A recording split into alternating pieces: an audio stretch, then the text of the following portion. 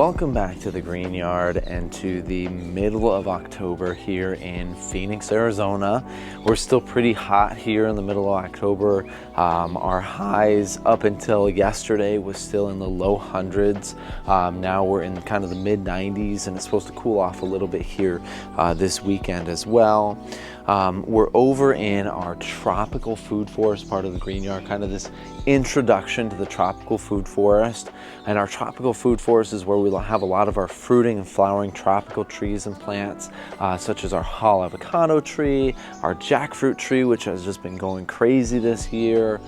We just planted a couple trees as well in our tropical food forest by our very large koi fish pond. That would include our canistel tree, as well as our lemon drop mangosteen. So we just planted both of those. September is really that great time to plant those tropical trees, actually any tree here in the Phoenix area. But we're over in kind of this beginning food forest part of the Green Yard, and we really haven't done any videos over here for quite some time. We did a short actually on this papaya behind me and harvesting a couple of those small papayas, which we actually have a couple more on there to harvest. So we did a short on there, but we haven't really done any updates or anything else over here in quite some time. And we're here today with for this tree next to me here. This is our starfruit tree. And it has been in the ground for just over 1 year. And we're gonna do kind of a little update video, right? A how's it growing video. I'm working on putting these out for most of our tropical trees and plants as kind of a little bit of an obviously update to keep track of how these trees are doing here in the Green Yard, but also for you as my viewers to look at these trees, see how much they grow in the last year or how much they might grow in your green yards as well, and to kind of give us a little bit more of a time frame of how big they get, when they flower, when they fruit, so on and so forth. So let's go ahead, let's look at this beautiful starfruit tree, which by the way, we have a whole bunch of flowers on here, which we'll talk about here in a second. So let's look at this starfruit tree and let's go ahead and see how it's been growing in the last year here in our tropical food forest in Phoenix, Arizona. Here we go.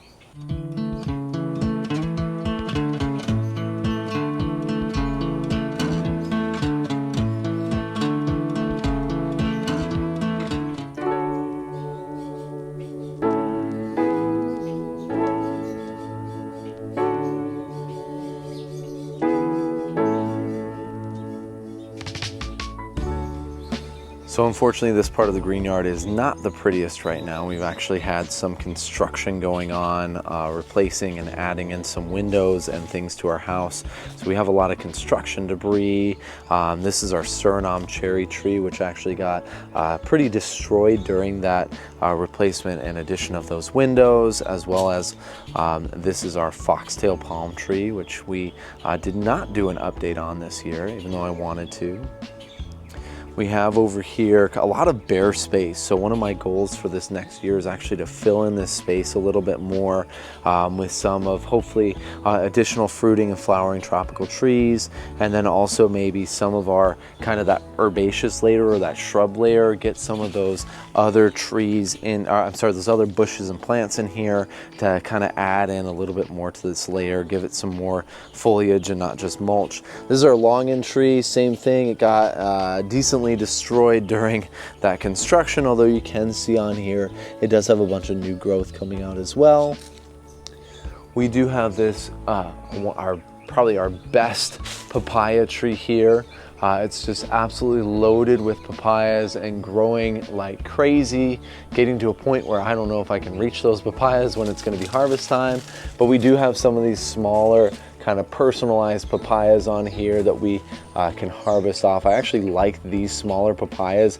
I mean, I love the big papayas, but these small ones are absolutely delicious as well, and almost the perfect size for you yourself to eat individually, which is really great. This one looks like it might have been gnawed on a little bit, but it still looks like it's good. We have our starfruit tree, which we'll get to here in one second. We also have our custard apple here, which has been absolutely growing crazy since we planted it, doing really, really well, growing about, I would say, at least 3 feet, starting to really spread out here on the side, really starting to branch out, take a really good form and a really good shape. You can see we have all of our external heat sources down there, all of our C9 Christmas light bulbs. We are getting into that season where we might have to start cold protecting and wrapping up these tropical trees for our winters, especially since most of them are in their first few years in the ground. And then just behind it, we have our angel trumpet tree as well. I ended up taking it out of the pool part of the green yard where it was doing pretty good, bringing it over here. I actually did a little video on transplanting it. It kind of died way back, but there's a little glimmer of hope here at the bottom. We have our first little leaf sprout coming out, so I'm super excited for that angel trumpet tree to come back. And then last but not least, we have our starfruit tree, kind of that tree of the hour, right? This tree has been growing like crazy. I've actually had to do a lot of pruning on it. I learned from my rose apple tree, which is behind me, that it is okay to prune these trees. They actually like being pruned, and they end up putting out a whole bunch of new growth. So you can see I actually topped this tree because it was all laying over all crazy like, and so I took this off, seen a whole bunch of new growth, whole bunch of new branching, got some really good branches like this guy starting to come up here and kind of fill in this space. And then of course we have these beautiful, absolutely beautiful flowers starting to come out now. I am absolutely in love with our starfruit flowers, really something magnificent here. And this tree, it's only been in the ground for 1 year, and it is absolutely covered in flowers. They're just everywhere. Everywhere I look, I see more starfruit flowers. And our starfruit trees are some of those more prolific trees that we have here in the Phoenix area. In fact, I've seen starfruit trees carry hundreds of starfruits. So definitely a good tropical tree to add to your food forest. It does require some protection, which we're going to talk about here in 1 second, but this tree has been doing magnificently in the last year. And let's go ahead and let's talk about some of the things I've been doing to get it to grow and fruit, or at least flower, in that first year. Here we go.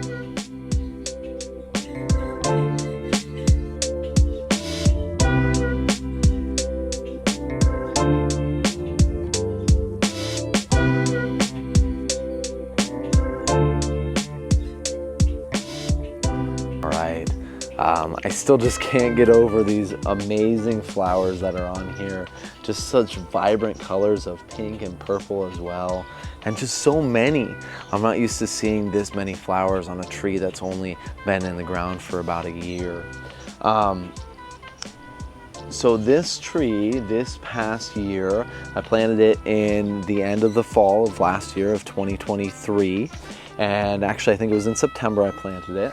And it struggled a little bit with our heat to begin with. So one of the things with our starfruit trees, or at least with this one, is that it can take a little bit more of that full sun, so a little bit longer into our day. Remember, most of our tropical trees, when we say they need shade, we mean after 10 a.m. they need to be in full shade, right? This one's a little bit stronger than that. It gets sun until about 1 in the afternoon, even in the middle of the day in the summer, that extreme heat, and it seems to be doing okay. Probably could have done a little bit better, but it seems to be doing really great. So the location is really important. You have to have somewhere that has that shade starting, I would even say, at 11 a.m., right? That morning sun and then afternoon shade. This tree also got cold protection last winter. Now I know that these trees can acclimate to our climate to where they don't need that cold protection anymore. I'm still gonna cold protect it this year and potentially even next year as well. Kind of those first 3 to 4 years in the ground. I'm sticking with that with most of my tropical trees that I have, except for my ultra tropicals like my soursop and my jackfruit, although jackfruit's doing pretty good, but my santal tree, those ones are pretty much always going to be protected. But this guy, I'll probably end up stop protecting it after that 3rd or 4th winter here in the ground once it's acclimated. but it will get winter protection this year, so I will be covering it with frost fabric and supplying that additional heat source through those C9 Christmas light bulbs, which I did last year as well. Coming into the spring, it put off a whole bunch of new growth to the point where it was literally tipping over, and that's when I had to do some of those harder prunes on this tree. And ever since I have, it's really been putting out just overall better branches, you know, the ones that aren't necessarily leaning over so much and touching the ground. They're kind of giving more of that tree shape and that tree structure. And then in terms of like fertilization, things like that, I did plant it in heavy mulch. I plant all of my trees in heavy mulch. So when I went in and I planted, I amended that soil, and then I went ahead and covered it in heavy mulch. Now this area here has been under mulch for pretty much the last 4 years since we moved into the green yard. So the soil is in better shape here than other parts of the green yard. I also have been fertilizing it with fish emulsion once a month throughout the year, and it seems to really enjoy that once a month fertilization. I also apply agricultural sulfur to the mulch and the surrounding soil to help lower that pH.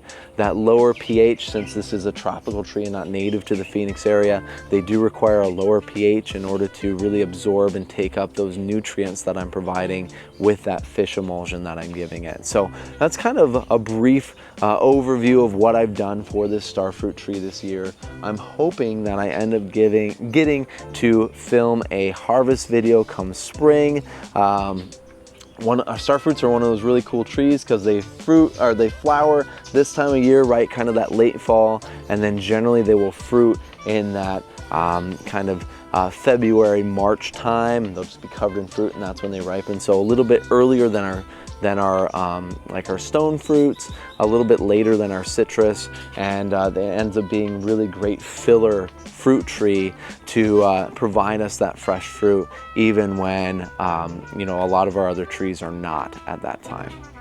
If you guys have any questions about planting or growing a starfruit tree here in the Phoenix area, please feel free to comment below. Make sure you guys like and subscribe for some more awesome green content. And as always, be sure to live green, plant lots, and of course have fun. We'll see you guys next time.